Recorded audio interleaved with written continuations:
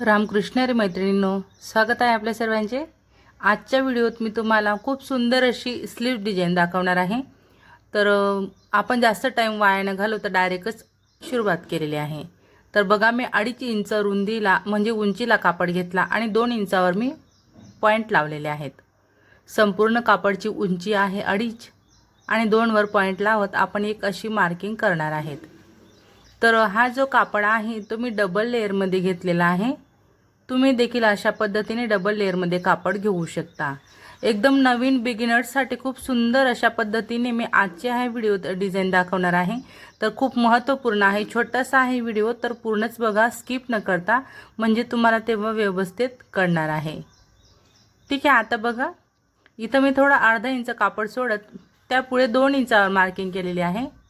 2-2 इंचावर संपूर्ण कापडवरती आपल्याला पॉइंट लावायचे आहेत व्यवस्थित। 2 बाह्यांचा कापड आपण सोबतच घेतलेला आहे। 2-2 वरती पॉइंट लावले आपण। आता ते लावलेले पॉइंट आपल्याला वरती मॅच करायचे आहेत बरोबर, म्हणजे स्क्वेअर बनवायचा आहे। एकदम युनिक आणि खूप सुंदर अशी डिझाइन मी तुम्हाला इथे दाखवते। एकदम सोपी पद्धत आहे आणि प्रत्येकाला जमेल अशा एकदम सोप्या पद्धतीने मी तुम्हाला ही डिझाइन इथे दाखवत आहे। तर आता आपण संपूर्ण पॉइंट वरती टच केले, म्हणजेच आपण इथे चौकोन बनवलेले आहेत। ही एकदम योग्य पद्धत आहे आणि झटपट तयार होणारी ही डिझाइन आपली असणार आहे। तर बघा, आता जसे मी पॉइंट लावले किंवा मार्किंग केली तसंच मी तिथपर्यंत कट करते।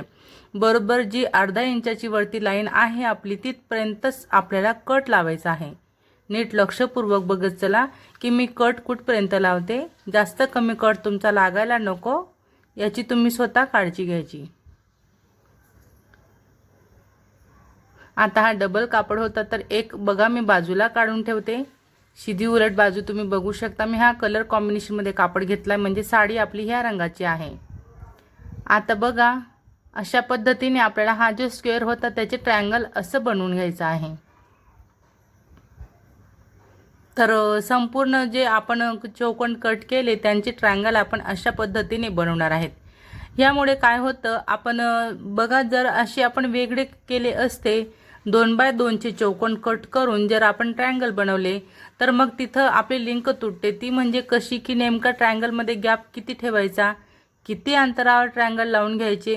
तर असं जर तुम्हाला कन्फ्युजन होत असेल किंवा तुमचे ट्रायंगल एकावर एक कमी जास्त लागत असतील, मग यामुळे आपली डिझाइन जी असते ती फिनिशिंग मध्ये येत नाही। तर त्यावर हा खूप सोपा उपाय आहे। यामध्ये काय होतं, आपले जे ट्रायंगल आहेत ते प्रॉपर एकाच मापाचे आणि एकसारखे असे तयार होतात।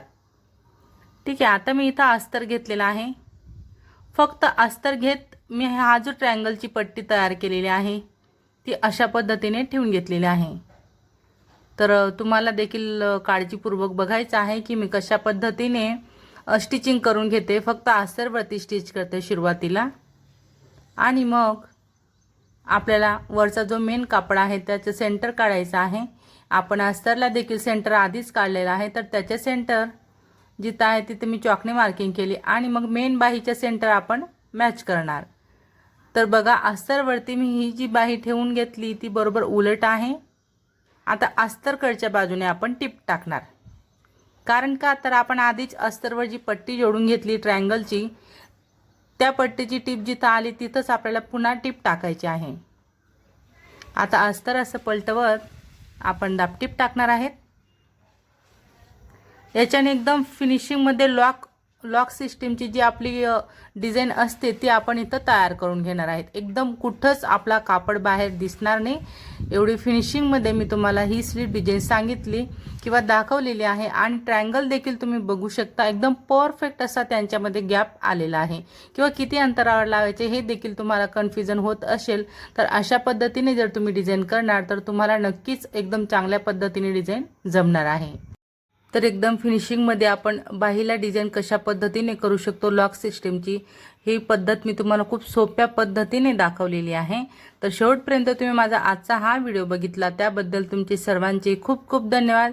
असेच माझे व्हिडिओ बघत चला व मला सपोर्ट करा। व्हिडिओ आवडला असेल थोडा जरी फायदेशीर वाटला असेल तर व्हिडिओला लाईक करा, शेअर करा, कमेंट करा. चॅनलवर नवीन असणार, पहिल्यांदाच माझा व्हिडिओ बघत असणार तर चॅनलला नक्की सबस्क्राईब करा. सोबत बेल आयकॉनवर क्लिक करून ऑलवर सेट करा रोजचे असे छान छान व्हिडिओ पाहण्यासाठी. चला तर मग भेटूया आपण पुढच्या एक छान अशा व्हिडिओसोबत. धन्यवाद.